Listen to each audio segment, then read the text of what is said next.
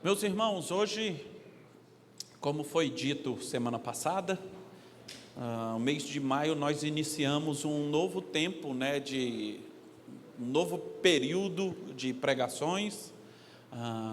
Iremos caminhar hoje no texto relacionado à temática de família no mês de maio, como nos anos anteriores a gente sempre faz.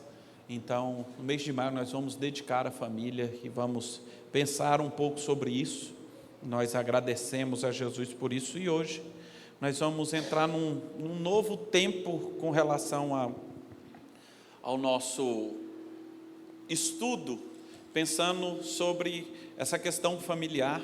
E eu queria pedir para que o Lucas colocasse para nós aí. Nós vamos estudar a casa que Deus habita. E nós vamos dividir essa casa em compartimentos, em tempos ou lugares a qual a gente acha e faz um paralelo na possibilidade da gente entender que o eterno Deus cuida das nossas famílias. E pensando nessa casa que Deus habita, nós vamos começar hoje pela mesa da comunhão, tá bom? Teremos também falando sobre o quarto de oração, vamos falar sobre o jardim da frutificação, nós vamos falar sobre o sofá do perdão, e tem mais um, não tem, pastor? Não vou lembrar. Mandei para Bibi. O quintal da festa. O quintal da festa vai ser no nosso passeio de família, quintal da festa, tá bom? Quero que vocês abram, por favor, no texto de hoje, é o texto do Salmo de número 128, texto bem conhecido nosso. Nós vamos caminhar em cima desse salmo nessa noite.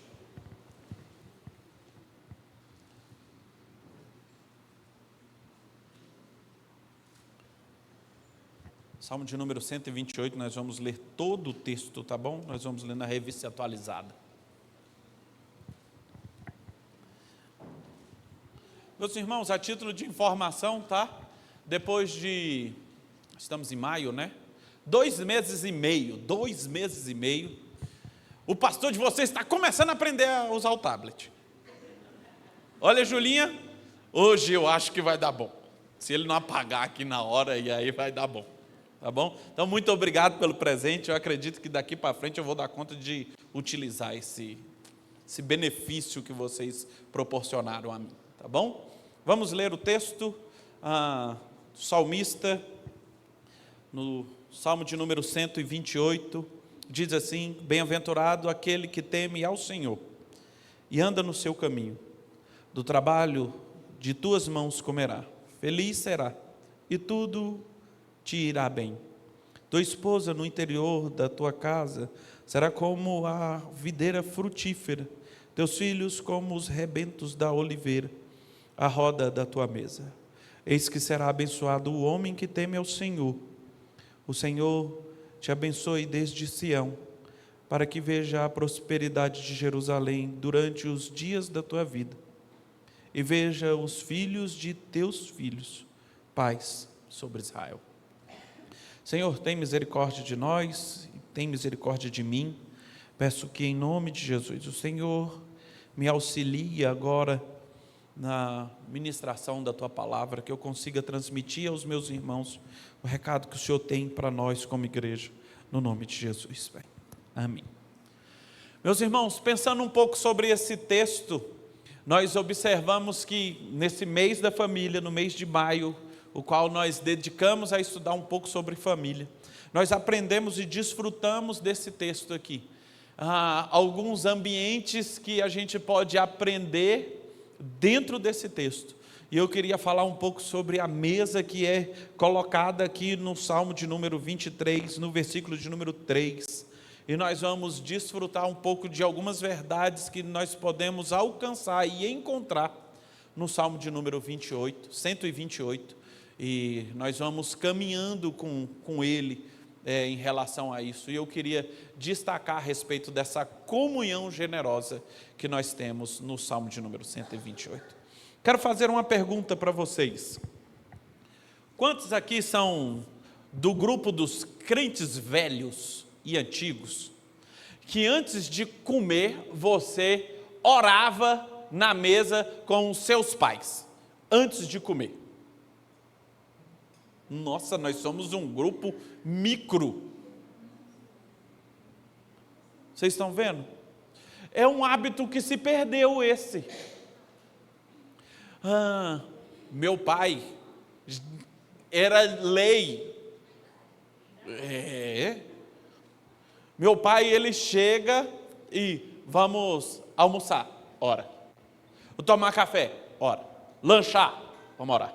Janta, ora. Meu pai tem isso muito fixo na cabeça dele. Lá em casa nós somos daquele grupo que quando meu pai está lá, que a gente pega o pão e vai botar e fala, vamos orar. Sabe, a gente põe para fora, porque ainda nem comeu. E nós precisamos ter esse cuidado de entender que a mesa é um lugar de gratidão, mas é um lugar de comunhão, onde que a gente senta com a família. A grande verdade é que nós temos perdido esse privilégio de sentar com as nossas famílias à mesa. A gente deixou de comer junto. Cada um come no seu quarto, serve na cozinha, vai um para o quarto, um para o sofá, um fica na mesa, um para a área, cada um vai para o seu lugar e a gente está perdendo esse privilégio de sentar a família na mesa para ter comunhão. Vocês já observaram que nos grupos pequenos, quando acaba o grupo pequeno, a mesa é símbolo de comunhão? A gente está comendo, está sorrindo, está brincando, está contando e está cantando a respeito das bênçãos que nós recebemos. Porque a mesa simboliza isso, traz isso para nós. Se a gente pensar na mesa da ceia, a comunhão dele com os discípulos do próprio Senhor Jesus, algo que fazia parte dele. E aí, pensando sobre essa mesa da comunhão, eu queria caminhar com vocês, aprendendo algumas questões, e eu queria primeiro falar sobre o alimento sobre a mesa, nesse primeiro ponto de verdade, de aprendizado que nós temos sobre a mesa da comunhão. Primeiro, meus irmãos, nos versículos de número 1 e 2, nós lemos que bem-aventurado é o homem que teme ao Senhor, que obedece e anda nos seus caminhos. Do trabalho da tua mão ele comerá, feliz ele será, e tudo te irá bem. A gente aprende aqui que o tempero para uma boa comida na mesa da comunhão é temor ao Senhor e obediência ao Senhor. O texto está falando para nós aqui que bem-aventurado, feliz é o homem que teme ao Senhor. E meus irmãos, se a gente pensar em família e a gente não entender que nós como homens da casa, se nós não temermos ao Senhor, a nossa casa caminha a passos rápidos para uma destruição. O homem que teme ao Senhor, ele vê as coisas caminhando melhor. O homem que teme ao Senhor, ele vê a bondade do Senhor ministrada dentro da sua casa. E não apenas o homem que teme ao Senhor, mas a mulher, os filhos que são tementes ao Senhor. Eles percebem e vê a bondade do Senhor sendo ministrada dentro da sua casa. E temer ao Senhor é uma riqueza para nós. É um tempero fantástico. Meus irmãos, pensem em uma boa comida. Pensem em alguém que cozinha bem. Traz boas memórias para você. Mas essa pessoa que cozinha bem, ela cozinha bem por conta de algo assim simples e barato chamado sal. Vocês já comeram uma carne sem sal? Joãozinho, aquela picanha assada na brasa, aí esqueceram de botar sal. Deu ruim, gente. Não é bom. O salzinho, ele traz um efeito diferente. Joãozinho que o diga, sexta-feira é dia do trabalhador, teve reunião dos homens aqui, gente. Joãozinho comeu 3 vezes mais do que ele pagou. Era R$15 por homem, o Joãozinho não comeu menos de 45 nunca. Certeza absoluta que não comeu. Pastor, essa carninha tá boa, né? Tá, Joãozinho? Tá. Pastor, esse fígado aqui também tá bom, né? Tá, Joãozinho? Tá. Tinha nada ruim pro Joãozinho, nada. Sabe por quê? Porque tem um tempero especial, e na nossa mesa da comunhão, se não tiver o tempero do temor do Senhor e da obediência, meus irmãos, vai dar ruim. Mas nessa mesa da comunhão, se não tiver, meus irmãos, a dignidade e a satisfação do trabalho que dignifica o homem e gera a conquista do alimento, isso também faz uma diferença sobrenatural nas nossas vidas. E o texto fala isso no versículo de número 2. Esse homem temente ao Senhor, ele necessita de trabalho, sabendo que é do trabalho dele e da bondade do Senhor que ele vai comer. Isso daqui é uma advertência para nós. Para na mesa da comunhão não pode haver preguiça. E nós caminhamos, meus irmãos, para famílias cada vez mais preguiçosas. E tem um problema sério na vida de nós como pais. Nós estamos, de maneira errônea, poupando demais os nossos filhos. Eu sou de uma geração que filhos tinham obrigações em casa. Hoje nós temos uma geração que os pais fazem tudo e os filhos são apenas mini reis dentro de casa. Perguntinha para a galera aí, década de 80, 90. Quantos de vocês faziam tarefas domésticas dentro de casa? Levanta a mão. Vocês estão vendo? Gente, nós temos aqui quase 90% da década de 80 e 90, ou anterior que isso, fazendo tarefas domésticas dentro de casa. Sua irmã faz isso, você faz aquilo. Minha mãe já dava a letra. Você é responsável como o irmão mais velho de cuidar dos seus irmãos. Você tinha uma responsabilidade, sendo criança, você cuidava dos seus irmãos, que eram mais crianças do que você. Nós tivemos, meninos, a responsabilidade feita no fogo alto. Aí, como pais hoje, nós não ensinamos os nossos filhos a trabalhar mais. O menino come, ele não tira nem o prato de cima da mesa. Você, escravo, vai pegar o prato, lavar o prato dele, para servir ele de novo. Antes você, como filho, pegava um pedaço de frango inteiro e cortava no dente. Agora você tem que cortar bem pequenininho, para ele não ter trabalho nem de mastigar. Nós estamos deixando os nossos filhos como bobos nessa geração. Eles não fazem mais nada. Como que eles vão compreender o versículo 2? Vocês, do privilégio do trabalho das suas mãos, vocês vão comer. Sendo que dentro das nossas próprias casas, na mesa da comunhão, a gente corta os pedacinhos bem pequenos para facilitar a vida deles. Sendo que os nossos filhos ainda têm dentes, eles nascem e os dentes crescem. Os meninos hoje não querem mais nem descascar banana, gente. Preguiça de descascar uma mexerica. Ai, pai, tem esse pelinho aqui na mexerica. Gente, a gente comia com pelinho que o caroço ainda vinha rasgando a goela.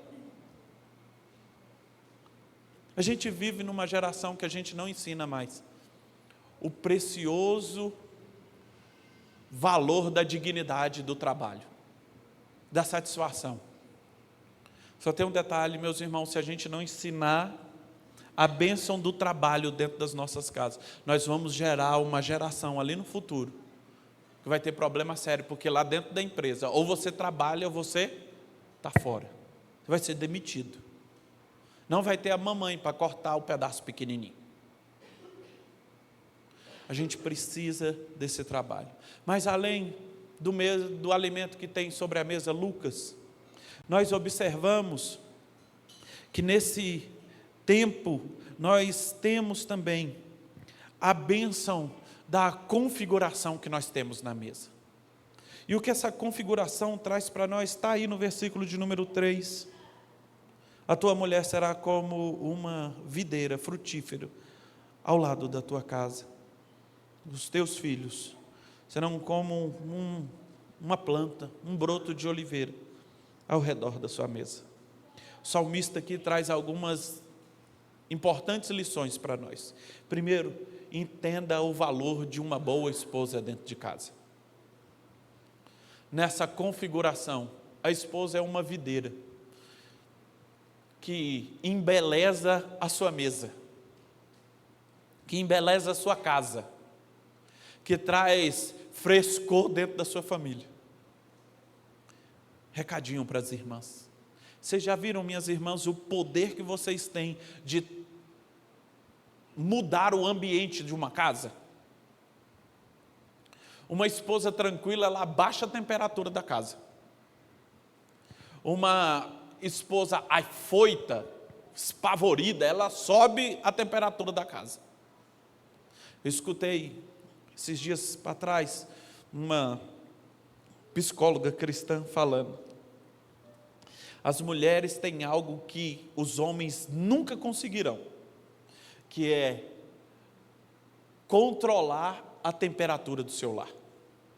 Se os seus filhos emburram e eles ficam enlouquecidos, a casa continua andando bem. Se o seu marido está chateado, emburrado e calado, a casa continua andando bem. Mas se a mulher está desequilibrada dentro da casa, o marido fica desequilibrado e os meninos ficam desequilibrados e falam: essa casa hoje o negócio está difícil, hein, pai? O menino fala, por conta do quê? Da mãe que perdeu o controle. Vocês lembram do que o eterno Deus escreveu lá no texto de Gênesis, quando cria Eva? Vocês são a auxiliadora idônea. Vocês são o símbolo do auxílio de Deus. Essa videira que é frutífera, brilhante, vistosa, bonita, harmônica dentro de casa. Provérbios 14:1 fala para nós que a mulher sábia edifica a casa, mas a tola destrói com as próprias mãos. O salmista está falando, na configuração dessa mesa da comunhão, precisa ter uma boa videira. Irmãs, vocês precisam ser essa videira fantástica que traz frescor dentro da casa de vocês. Vocês são um símbolo de alegria dentro das nossas casas. E por muitas vezes, quando nós temos mulheres tristes dentro de casa, mulheres murchas dentro de casa, nós temos casas no mesmo padrão. Então entendam isso, a videira no Antigo Testamento, o fruto dessa videira era símbolo de alegria. Por isso Jesus multiplica vinho lá no primeiro milagre dele, transformando água em vinho. Nos casamentos, vinho era sinônimo de alegria. O fruto dessa videira dentro dos nossos lares é sinônimo de alegria. Nós precisamos entender isso. Então, mulheres, celebrem dentro da sua casa. Na configuração da mesa da comunhão, precisa ter uma mulher que celebra dentro de casa. Mas nós temos também, o texto diz para nós, que nós temos como brotos de oliveira. São os filhos dentro da nossa casa. E na mesa da comunhão, se não tiver a alegria dos brotos que vão crescer, e nós vamos ver sobre isso, no nosso jardim que frutifica da bondade dos filhos dentro de casa. Meus irmãos, menino é uma bênção dentro de casa. Dá trabalho? Dá. Menino dá trabalho. Pensa. Dá trabalho, Ávila? Dá. Deu trabalho, André? 3. Dá, gente. Até as mais quietas, igual a Débora, dá trabalho. Eu fico imaginando a casa do Lucas e da Lulu. Gente, todas as vezes que a gente modifica a configuração do nosso culto aqui na igreja, com relação à bateria, o Davi chega com um episódio novo lá na casa deles. Não pedi autorização, mas vou expor um negócio da casa deles. Lucas chegou para mim e falou assim: pastor, o senhor não acredita que teve o episódio do aquário lá na igreja, lá em casa? É mesmo, Lucas, é. Davi viu que agora a bateria está no aquário, quer colocar a bateria onde dele? Dentro do banheiro, porque tem um box. Ei, gente. Se aqui tem um vidro, é blindex, eu acho que lá em casa eu tenho um ambiente que condiz bem. Menino dá trabalho. Fico pensando na casa da Sara e do Sidney, 2 pequenos. Amigos, e daqui a pouco inimigos mortais. Os mesmos irmãos que abraçam são os que se estapeiam. Fui visitar a Sara um tempo atrás, e aí eu vi a Sara falando, cuidado que vocês vão machucar. Ah, gente. Virou as costas, estou conversando com a Sara, caiu. Aí vem um assim, eu com a boca assim meio querendo de choro. Menino, gente, isso é menino. Mas é a alegria de ter os brotos da oliveira dentro da nossa casa. A oliveira era sinônimo de prosperidade, meus irmãos. Era o fruto que gerava o azeite. Glória a Deus pelos filhos que temos. E nós somos agradecidos ao Senhor por isso. Essa oliveira aqui derrama crescimento dentro da nossa casa. É o óleo que produz um aroma precioso dentro da nossa casa. Isso é fantástico, a gente ter esse filho ao redor da nossa mesa da comunhão. Menino faz cada presepada dentro da mesa, a gente ri de uns, chora de outros e tem vontade de surrar eles por outras. Mas eles são bênção nas nossas vidas, na nossa mesa da comunhão. Que alegria a gente ter filhos.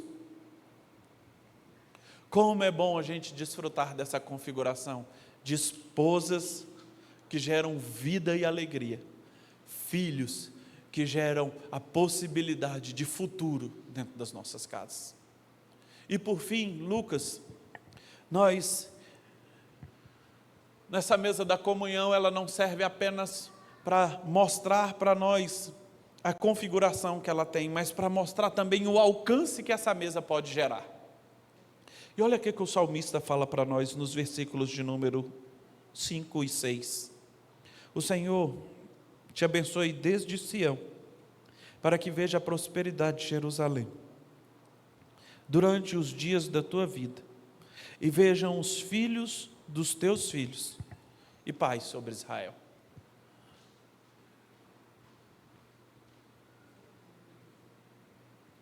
Nessa mesa aqui, gera comunhão. A gente observa que temos uma célula dentro da nossa mesa da comunhão, que foi feita para a sociedade. Tem um livro, Famílias Fortes, Igrejas Fortes. Ele diz que se nós temos famílias fortes, elas geram igrejas fortes. E quando nós temos igrejas fortes, nós temos uma sociedade alterada, mudada, transformada. O salmista está falando aqui para nós que essa mesa da comunhão, dessa família que é estruturada por um homem temente ao Senhor, uma mulher que é a alegria de dentro da casa, filhos que são rebentos da oliveira, eles geram dentro de uma sociedade uma célula diferente. Nós observamos que famílias estruturadas, famílias tementes ao Senhor, geram melhores homens e mulheres dentro da nossa sociedade. Quando nós vemos a casa de um homem e de uma mulher que tem um filho educado dentro da igreja, gera um cidadão melhor, um cidadão mais educado, um cidadão mais respeitador. É uma célula que gera um impacto lá dentro da sociedade. Provavelmente, meus irmãos, a sua família, ela vai ser, e eu oro por isso, se ela já não é, fruto de admiração daqueles que não estão dentro da igreja. Eu queria ter uma família como a do fulano. Pastor Wagner conhece, a casa da Andréia também conhece, minha mãe, família do seu Eurípedes, presbítero na igreja da Celene. Aquela família para mim é uma referência de família. Os filhos falam, ele tem 2 homens e uma moça. Os 2 homens falam, meu propósito é ser como o meu pai. A filha fala, eu quero ter um marido como o meu pai é da minha mãe. Propósito fantástico. Ávila conhece a família do Sr. Eurípides. Fantástico, um homem de Deus aquele. Grandão, casado com uma pequenininha que era a alegria da casa, mas também era a correção dos filhos. Trio Vinícius, Vitor e Marina não se criavam com a tia Valnice. Quando ela pegava pela mãozinha e passava no Vale da Sombra da Morte, que era uma árvore que tinha na frente da igreja, podia saber, era desespero total. Uma família rica, hoje está gerando, não mais 3 meninos, são 2 homens e uma mulher, gerando outras famílias.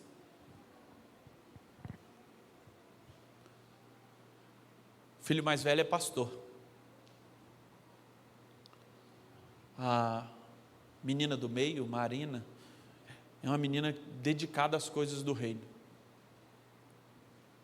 Se tudo continuar caminhando como está, o filho mais novo, o caçula, vai para o seminário ano que vem. Família abençoada. O texto está falando que nós temos esse privilégio de fazer, dentro da nossa casa, um cidadão melhor para a sociedade que nós temos lá fora. Uma cidade, o texto fala para nós, começa aqui, em Jerusalém, desde Sião. Essa bênção vai dissipando dentro da terra, por conta de famílias que são abençoadas. Mas isso não para apenas nessa questão de sociedade. Quando nós temos uma mesa da comunhão, ela gera um legado geracional. Como é bom a gente ver famílias que estão perpetuando o Evangelho dentro da própria família. Minha mãe, no dia do seminário, estava conversando comigo na mesa lá e chegou o pastor Darcy Júnior. O pastor Darcy Júnior é a 4ª geração de crentes na família dele. E ele já tem neto. Ou seja, os netos dele vão crescer como a 6ª geração de crentes. E minha mãe falou: meu filho, descobri que aquele homem era neto do pastor Corceli. O pastor Corceli é o fundador da igreja da Ceilândia. Minha mãe ficou contente. Eu falei: gente, olha o impacto que o Evangelho traz nas gerações. Saber que o texto está falando para nós, que você vai ver essa bênção sendo transposta de filho a filho, você verá os filhos dos teus filhos. Isso é fantástico. Fico pensando no coração da irmã de Lu, vendo o filho e os filhos dos filhos aqui. Eu lembro da alegria da irmã de Lu em vendo o batismo do Bruno. É os filhos dos filhos. É a bênção do Senhor sendo compartilhada por nós. De geração em geração, a bênção do Senhor sendo estendida dentro da nossa casa. E tudo isso começou lá sentado na mesa da comunhão, falando a respeito de Jesus, testemunhando das verdades desse Jesus, impactando a sociedade, mudando as nossas vidas. E nós vemos que ter famílias assim, meus irmãos, não apenas é um sinal para a gente entender que a fidelidade do Senhor não é apenas sobre a nossa casa, mas sobre a casa dos nossos filhos e a casa dos filhos dos nossos filhos. Eu agradeço a Deus pelo privilégio de ter a Débora dentro da igreja. Oro para que o lar dela seja instruído, alicerçado na palavra do Senhor. Eu lembro da oração da minha mãe: se for para os meus filhos não estarem mais dentro da igreja, Senhor, prepara e carrega eles. E ó, que a dona Raquel sofreu um bocado com a Priscila, viu? Hoje vocês estão vendo, pentecostal da power, assembleana bruta. Vocês vão desfrutar de Priscila aqui no aniversário da nossa igreja. pela primeira vez em 40 anos, não sei se, né? Pelo menos nos 8 anos que eu estou aqui, nós teremos o ministério da Assembleia de Deus conduzindo o nosso período de louvor. A Lulu já bateu o pezinho no chão ali. E a irmã Josi já ia soltar um brado e segurou.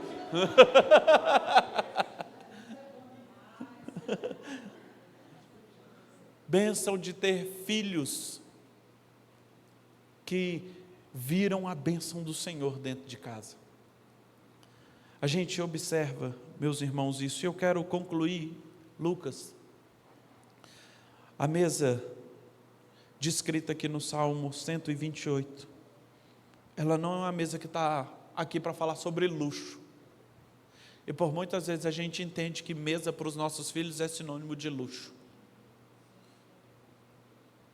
A gente foi criado, e boa parte desse grupo aqui, foi criado com simples, meus irmãos, com simples.